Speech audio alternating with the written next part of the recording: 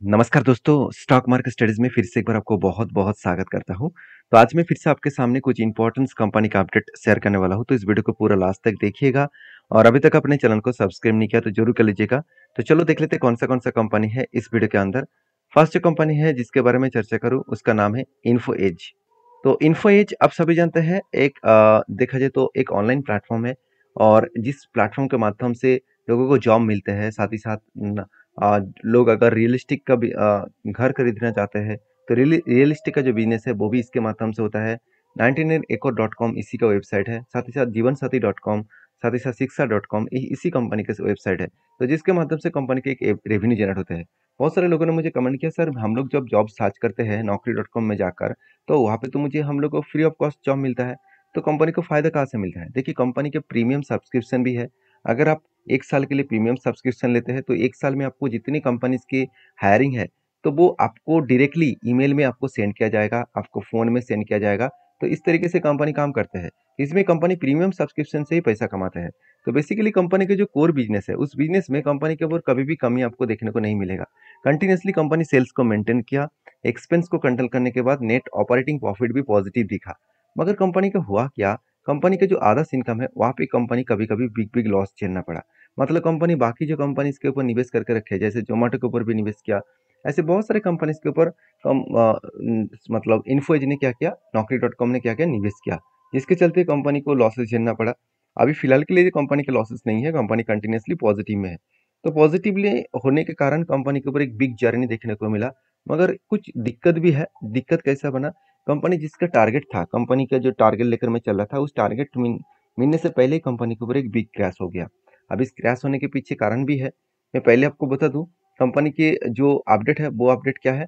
Info as India hits more than 2 years high on strong bullish growth. मतलब बड़े बड़े institution और बड़े बड़े जो मतलब एफ है और इंडिविजुअल इन्वेस्टर है, वो इस कंपनी के ऊपर एक स्ट्रांगली बुलिश सिचुएशन देखने को मिला है, जिसके ऊपर वो लोग बातचीत कर रहे हैं।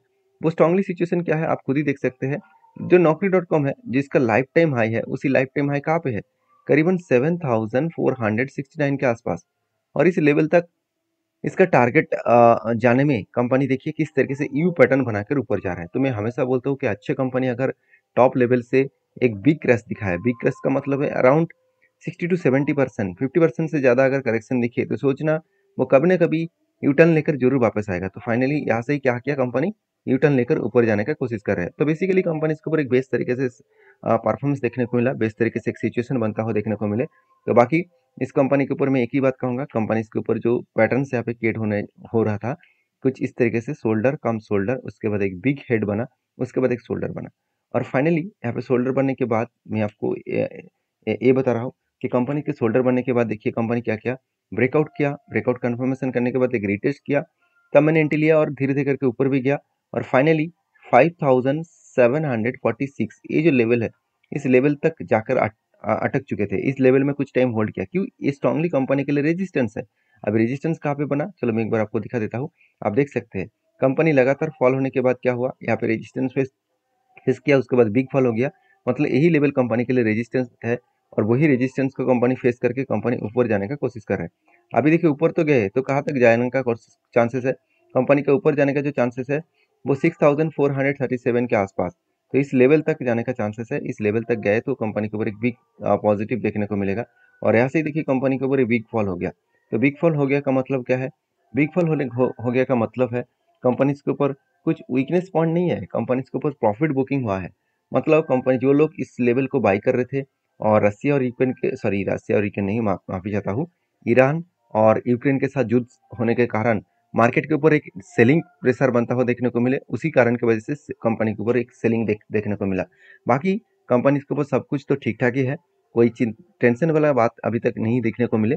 और कंपनी के ऊपर जो रिजल्ट है क्वार्टर 4 का, वो रिजल्ट का डेट अनाउंसमेंट हो चुके हैं, करीबन 29 ऑफ में आपको रिजल्ट मिलेगा। और कंपनी एस्टिमेट कर रहा है कि अच्छा खासा एक रेवेन्यूज कंपनी की ग्रोथ होने का चांसेस है, करीबन 6.14 बिलियन के डॉलर के आसपास।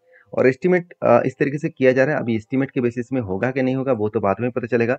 अगर रिजल्ट एस्टिमेट के बेसिस में हुआ तो ठीक है, अगर नहीं हुआ तो शेयर में और भी फॉल देखने को मिल सकता है।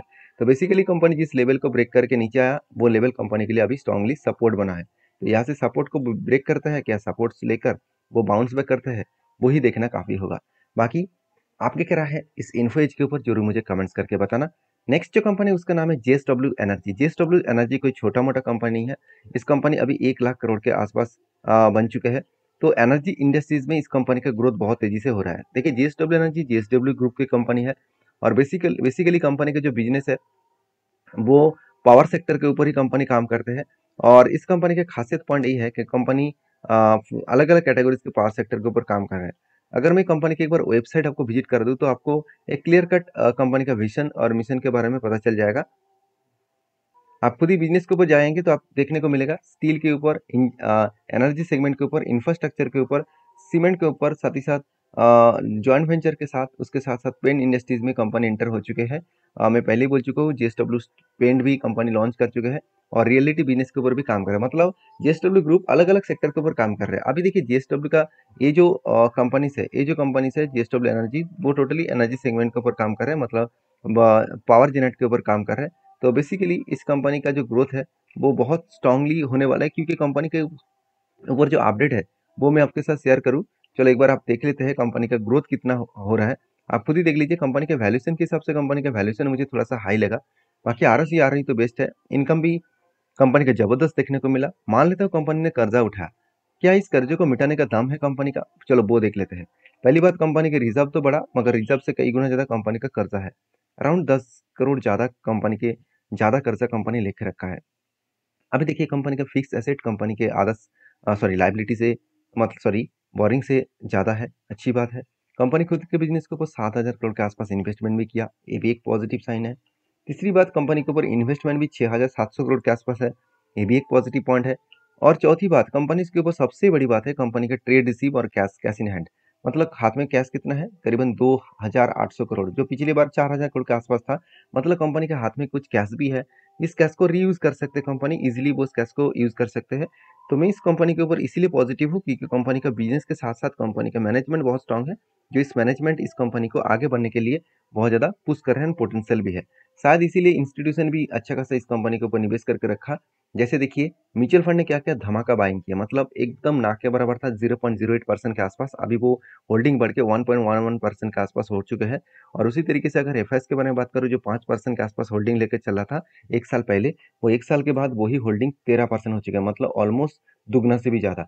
तो इंस्टीट्यूशन इसीलिए बाई कर रहे हैं क्योंकि कंपनी में दम देखने को मिला, पोटेंशियल भी देखने को मिला है। और जेएसडब्ल्यू जो जो एनर्जी है, इस कंपनी के ऊपर मैंने एक टेल लिया था, वो मैं आपको पहले ही शेयर किया हूँ। देखिए कुछ इस तरीके से पैटर्न्स बना था, कफ विद हैंड पैटर्न्स, और फाइनली क्या हुआ, उसको ब्रेकआउट किया। ब्रेकआउट करने के बाद एक बार रिटेस्ट किया, उसके बाद देखिए धीरे धीरे करके वो टारगेट को अचीव किया। और जो टारगेट लेवल था मेरा करीबन 637 रुपीज के आसपास, और जो टारगेट निकल के आया करीबन 54% के आसपास। और टारगेट कितने दिनों में मिला, अगर मैं इस रेंज को टोटल मार्किंग करूं, मतलब जब से कंपनी का एंट्री लेवल मिला था, उस एंट्री लेवल से अगर मैं टारगेट तक देखूं तो ऑलमोस्ट 130 डेज में, तो 130 डेज मतलब अराउंड 5 मंथ्स, 5 मंथ्स में नहीं हुआ, 4 मंथ्स के आसपास, 4 मंथ प्लस के डेट टाइम के पीरियड के अंदर अंदर कंपनी ने 53% के आसपास रिटर्न दिया। तो इससे बड़ी चीज़ और कुछ हो नहीं सकता। बाकी आप इस सारे पॉइंट्स को ऑब्जर्व करिए, सारे पॉइंट्स को सीखिए, जानिए, उसके बाद काम करिए, क्योंकि मेरे वीडियो में हमेशा आपको सीखने के सारे पॉइंट्स आपके साथ शेयर करता हूँ। कोई भी मेरी तरफ से बाय एंड सेल का रिकमेंडेशन नहीं होता है, क्योंकि मैं कोई सेबी रजिस्टर्ड पर्सन नहीं हूँ कि मैं आपको बाय सेल का रिकमेंड करूँ। तो प्लीज़ अगर काम करना है तो आपके ओपिनियन के हिसाब से जरूर करिएगा। तो नेक्स्ट कंपनी उसका नाम है स्विट्जरलैंड एनर्जी लिमिटेड। बहुत दिनों से स्विट्जरलैंड के ऊपर मैं फोकस रखा हूँ। क्यों फोकस रखा हूँ वो सबसे पहले मैं आपको बता दूं। स्विट्जरलैंड के ऊपर मेरा एक एंट्री बना है, वो एंट्री कुछ इस तरीके से बना, कफ विद हैन पैटर्न्स का, और फाइनली ब्रेकआउट हुआ। रिटेस्ट जब भी किया तब मैंने एंट्री लिया। एंट्री लेने के बाद देखिए कंपनी को एक फॉल देखने को मिला। अभी मैं पहले ही बोल चुका हूँ, जब कोई किसी कंपनी के ऊपर मैं एंट्री लेता हूँ, वहां से अगर करेक्शन 20%, सॉरी 35% तक गिरे, अगर स्मॉल टाइप कंपनी है, मिड कैप टाइप कंपनी है, उसमें 30% के आसपास अगर गिरे तो मैं एवरेज करता हूँ। तो 30% तो बहुत नीचे है। अभी तो कंपनी का जो गिरावट है सिर्फ से 9% के आसपास है। कोई बात नहीं, मैं इंतजार करूंगा, यहाँ से रिवर्सन करने के बाद अगर इसको टच करे तो मैं टारगेट अचीव होगा मेरा। और 22% के आसपास टारगेट मिलने का चांसेस है। एक साल में मिले तो भी मुझे कुछ फर्क नहीं पड़ेगा। तो बाकी आप इस कंपनी को किस तरीके से सोचते हैं जरूर कमेंट्स करना। स्विट्जरलैंड के ऊपर मैंने एंट्री इसीलिए लिया, सिर्फ कंपनी के चार्ट को देखकर एंट्री नहीं लिया, कंपनी के बिजनेस को देखकर भी एंट्री लिया। जैसे कंपनी का sales year of year basis में, क्वार्टर क्वार्टर बेसिस में ग्रोथ हुआ, एक्सपेंस को मिटाने के बाद कंपनी का नेट प्रॉफिट भी हाईएस्ट देखने को मिला। उसके साथ-साथ कंपनी के जो नेट प्रॉफिट है वो 78 करोड़ से 200 करोड़ बना और पहले भी देखिए 100 करोड़ के ऊपर कंपनी क्रॉसओवर कर चुकी है। मतलब कंपनी बेस्ट तरीके से परफॉर्मेंस को आगे बढ़ा रहा है। तो मेरे हिसाब से इस कंपनी के ऊपर फोकस रखिए। आगे बढ़ने में कंपनी में दम है, आगे बढ़ने में कंपनी का पोटेंशियल है, उस बेसिस में कंपनी आगे बढ़ सकते हैं। बाकी आप समझदार हैं, समझदारी से काम लीजिए इस कंपनी के ऊपर।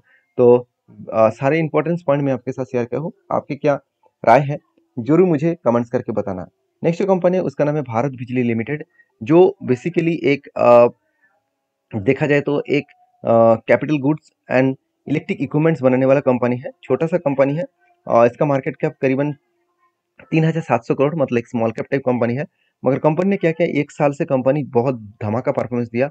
करीबन आपका फंड दुगना से भी ज़्यादा कर दिया। जो लोग इस कंपनी के ऊपर निवेश करके रखे थे, देखिए मेरे पास तो इस कंपनी का कोई भी हिस्सेदारी नहीं है। सिर्फ एक अपडेट मैं आपके साथ शेयर करना चाहूँगा, वो है स्प्लिट का। तो कंपनी हर एक के बदले आपको 2 शेयर स्प्लिट के हिसाब से देने वाला है, क्योंकि 10 का फेस वैल्यू 5 बनने वाला है। तो ये था कुछ कंपनीज का अपडेट। वीडियो में अगर जानकारी अच्छा मिले तो प्लीज़ लाइक करना। मिलते हैं नेक्स्ट वीडियो में, तब तक के लिए धन्यवाद।